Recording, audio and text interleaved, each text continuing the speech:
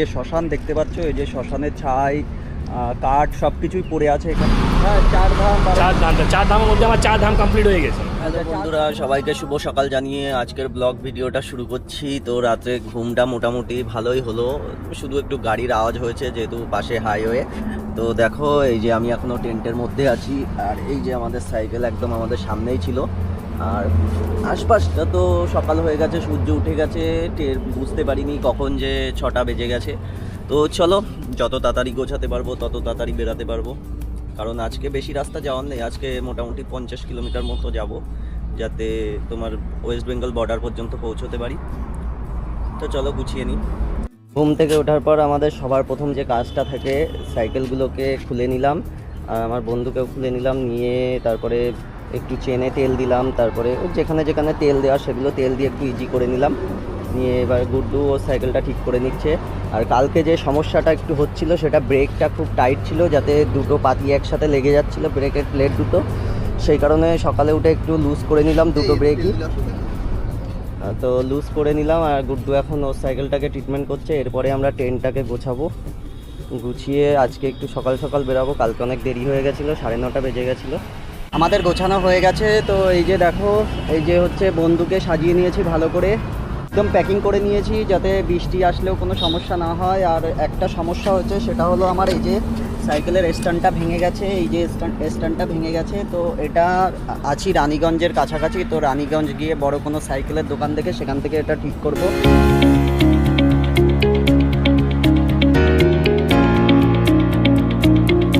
আমরা ব্রিজের উপরে আছি, নিচে দিয়ে একটা নদী বয়ে যাচ্ছে। এটা নদীর জলটা এতটা পরিষ্কার বলে বোঝাতে পারবো না, দেখলে মনে হচ্ছে ঝাঁপ দিয়ে পড়ি, কিছুটা চান করে আসি। কারণ বুঝতেই পারছো, টানা রৌদ্রের মধ্যে আমরা সাইকেল চালাচ্ছি। তো তোমাদেরকে অনুরোধ করব যে চ্যানেলটিকে সাবস্ক্রাইব করো, ফলো করো, এবং ভিডিওগুলি ভালো লাগলে অবশ্যই একটা করে কমেন্ট করো, আর ভিডিওটাকে শেয়ার করো।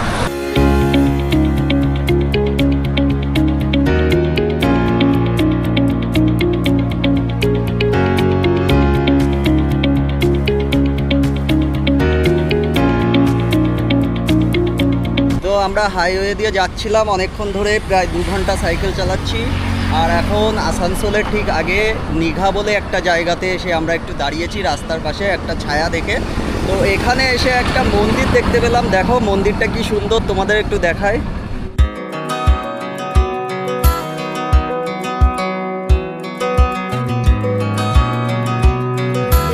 এই মন্দিরটা তোমাদের এখন আমি ঘুরিয়ে দেখাবো, আশা করি ভালো লাগবে, দেখতে থাকো।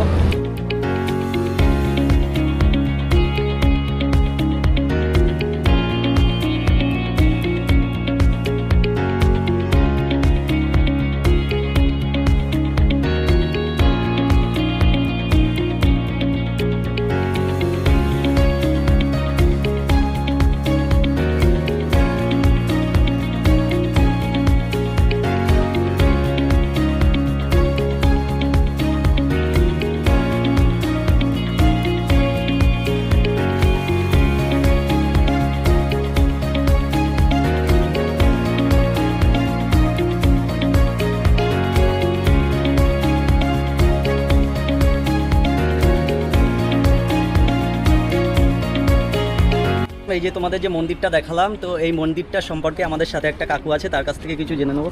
কাকু, মন্দিরটা সম্পর্কে কিছু জানান আমাদের। মন্দির আমাদের বহু পুরনো মন্দির, জাগ্রত মন্দির আমাদের এখানে বহু ভক্তগণ আসে। আমাদের প্রতি শনিবারে ভোগ প্রসাদ হয়, প্রতি অমাবস্যায় ভোগ প্রসাদ হয়। বহু ভক্ত সমাগম কিছুক্ষণ পর থেকে আরও আসা যাওয়া শুরু হয়ে যাবে। এমন কোনো কথা যেগুলো মন্দির সম্পর্কে জাগ্রত কোনো ঘটনা? মন্দির আমাদের মা তো বাচ্চা রূপে আসে। আচ্ছা। আমাদের এখানে যেদিন প্রতিষ্ঠা হয় সেদিন উনি বিরাট ঝড় এখানে তুলে দিয়েছিল, সবাই আমরা আচমকা ভয় পেয়ে গেছিলাম। তার কিছুক্ষণ পরে আবার ঠিক হয়ে গেল সব কিছু। তো আমাদের কপাল কতটা ভালো দেখো, এই মন্দিরে শনিবার করে ভোগ লাগে, প্রসাদ দেয়, আর আমরা শনিবারেই এখানে এসে হাজির হয়েছি। তো আজ দুপুরে আমাদের প্রসাদটা এখান থেকে পেয়ে যাবো আমরা। তো চলো, হাত মুখ ধুয়ে নিয়েছি, এবার মায়ের দর্শন করি, আমাদের সাথে সাথে তোমরাও করবে।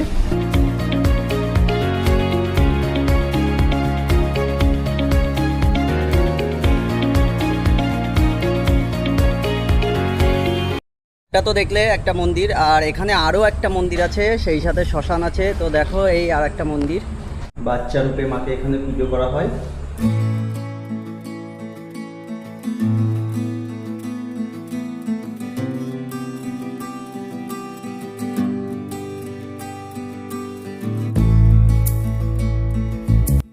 তো আমরা যে মন্দিরটাতে আছি এই মন্দিরটার নাম হচ্ছে বগরা শ্মশান কালী মায়ের মন্দির। তো আগে শ্মশান আছে এইদিকে, শ্মশান কালী মন্দিরে আমরা এখন যেখানে আছি ঠিক তার পিছনে এই যে শ্মশান দেখতে পাচ্ছ, এই যে শ্মশানের ছাই কাঠ সব কিছুই পড়ে আছে এখানে। আর সেই সাথে জায়গায় জায়গায় এই যে ভোলানাথের চপ্পল মন্দির ব্যাধি করা আছে এখানে। তো আমার মনে বলছে যে আমরা যেহেতু বাবার দর্শনে যাচ্ছি, 4 ধাম 12 জ্যোতির্লিঙ্গে যাচ্ছি, সেহেতু মা আমাদের কষ্টের খেয়াল রাখছে জায়গায় জায়গায়। যেমন দিন রাতে আমরা ছিলাম শিমলাগড় কালী মন্দিরে, আর আজকে দুপুরবেলায় মানে ওই দিন রাত্রে ওখানে থাকার জায়গার ব্যবস্থা করে দিয়েছিল মা, আর আজকে দুপুরবেলায় ভোগের ব্যবস্থা এখান থেকে করে দিল। মন্দিরটা কেমন লাগলো অবশ্যই কমেন্ট করে জানাও। আর এরকম ধরনের ভিডিও পেতে আমাদের যে চ্যানেল পাহাড় বন্ধু সেটাকে সাবস্ক্রাইব করো।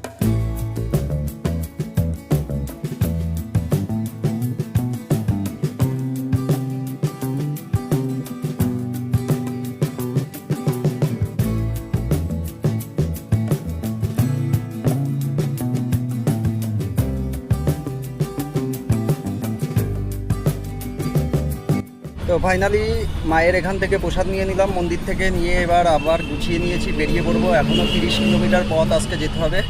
তো এই যে পুরো রেডি, গুড্ডু রেডি, তো চলো যাওয়া যাক।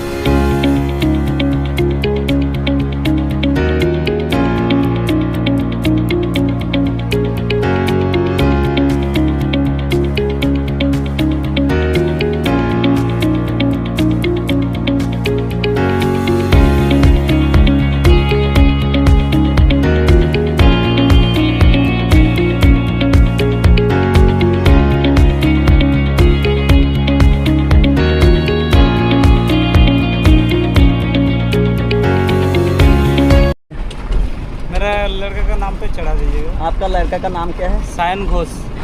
তো আমাদের সাথে রাস্তায় এক কাকার দেখা হয়েছিল, কাকার নাম হচ্ছে, কাকার ছেলের নাম সায়ন ঘোষ। সে ভালো ক্রিকেট খেলে, তো তার ছেলের নামে পুজো দেওয়ার জন্য প্রত্যেক ধামে কাকা আমাদের 500 টাকা দিয়েছে। তো কাকার ছেলে যেন মানে অনেক উপর পর্যন্ত যায়, ভালো খেলে, সেই প্রার্থনা নিয়ে আমরা প্রত্যেক ধামে গিয়ে কাকার ছেলের নামে কিছু কিছু পুজো দেব। তো এই যে কাকাকেও সবাই ভালোবাসা দিও, ধন্যবাদ দিও।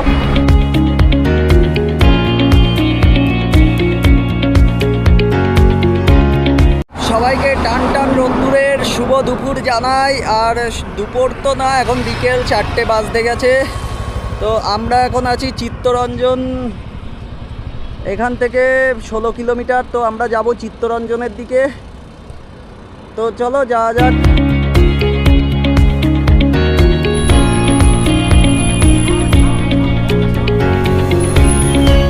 হ্যাঁ, 4 ধামের মধ্যে আমার 4 ধাম কমপ্লিট হয়ে গেছে। আচ্ছা। না না, ভালো আছে, ভালো। এটাই আমার ড্রিম প্লেস।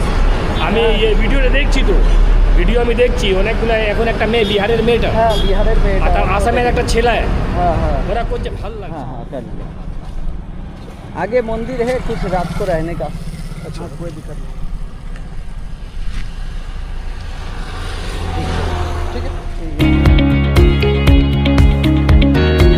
আমরা এখন প্রায় চলে এসেছি ঝাড়খণ্ড এবং পশ্চিমবঙ্গের বর্ডারের কাছাকাছি। তো এইটাই শেষ গ্রাম পশ্চিমবঙ্গের। তো এখানে এসে একটা জিনিস দেখলাম, দেখো এই যে পুকুর দেখতে পাচ্ছ, পুকুরটাতে প্রচুর সাদা পদ্ম ফুল ফুটে আছে, খুব সুন্দর লাগছে। তো ভাবলাম যে এই জিনিসটা যদি সবার মধ্যে ছড়িয়ে দিতে পারি ভালো হয়, কারণ ওনারা যে রাস্তা দিয়ে যাবেন সেখানে হয়তো ওনাদের কিছু সাহায্য দরকার হতে পারে। তো যে যেভাবে পারবেন, যেটুকু পারবেন সাহায্য করবেন। আমি ভিডিওটা বানিয়ে দিলাম, শেয়ার করে দেবো, যারা দেখবেন তারাও শেয়ার করবেন, যাতে কোনোভাবে সাহায্য হয়। আমি এইভাবে একটু পারছি সাহায্য করতে, এইভাবে একটু করে দিচ্ছি। তো যদি রাস্তা এনাদের দেখতে পান, নিশ্চয়ই কোনোভাবে যেটুকু সম্ভব, যেভাবে সম্ভব সাহায্য করুন। Thank you. এইভাবে পারলাম একটু সাহায্য করে দিলাম। ঠিক আছে দিদি, হ্যাঁ আসি দিদি। ঠিক আছে, দাঁড়া একটা ফটো তুলে নিন।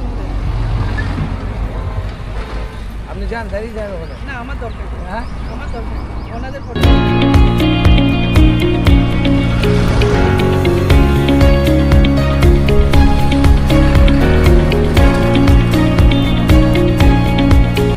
তো এই মহাদেবের এখানেই থাকবো, একদম মহাদেবের সামনেই থাকবো আমরা আজকে সারা রাত।